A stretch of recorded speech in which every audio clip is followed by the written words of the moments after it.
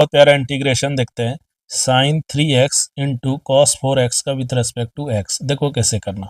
सबसे पहले यहाँ देखो, यहाँ दो चीज मल्टीप्लाई है, तो इसको क्या करना, इसको ऐड या सब्ट्रैक्ट में चेंज कर लेना। इसके लिए क्या करना, देखो साइन ए इंटू कॉस बी है, यानी a यहाँ कौन है 3x, b कौन है 4x।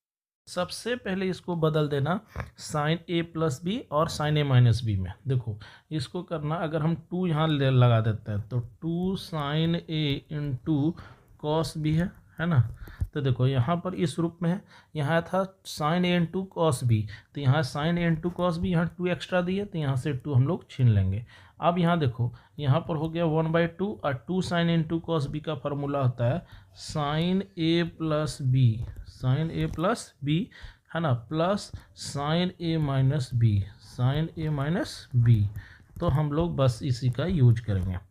यही चीज़ यहाँ किया है। यहाँ पर क्या किया है 1/2 कर दिया है ना। अब यहाँ अगर 2 दे दिया और यहाँ 1/2 कर दिया है, तो यहाँ हो गया साइन ए प्लस बी इंटू साइन ए माइनस बी। तो यहाँ हो गया ए के जगह पर यह है, बी के जगह पर यह है, तो यहाँ क्या होता है साइन ए प्लस बी यानी 3x प्लस 4x यानी साइन 7x, प्लस फिर यहाँ क्या है प्लस, फिर यहाँ क्या है साइन ए माइनस बी यानी 3x माइनस 4x। तो 3x माइनस 4x क्या आ जाएगा माइनस साइन माइनस एक्स। तो देखो 3 और 4 कितना हो जाएगा 7x, और यहाँ 3x माइनस 4x कितना हो जाएगा माइनस साइन माइनस एक्स।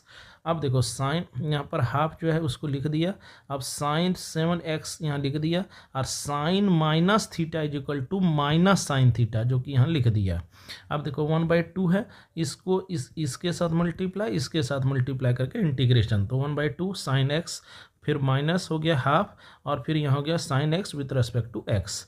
अब देखो यहाँ पर है 1/2, अब साइन 7x का इंटीग्रेशन होता है minus cos 7x, minus cos 7x, और x का जो कोफिशिएंट है उससे डिवाइड इंटीग्रेशन में कर देना चाहिए, यानी 7 से डिवाइड। फिर यहाँ पर भी वही माइनस हाफ कर देंगे, और साइन x का फिर क्या होता है माइनस कॉस x, और है ना माइनस कॉस x, और x का कोफिशिएंट कितना 1, इसलिए 1 से डिवाइड करने पर कोई फर्क नहीं पड़ा, और लास्ट में कांस्टेंट ऑफ इंटीग्रेशन। तो अब यहाँ जब इसको हम लोग करेंगे 7 2 जा 14 माइनस कॉस 7x बाई 14, और फिर क्या होगा माइनस माइनस प्लस बन गया, और यहाँ हो गया cos x by 2 plus c, which is the final answer.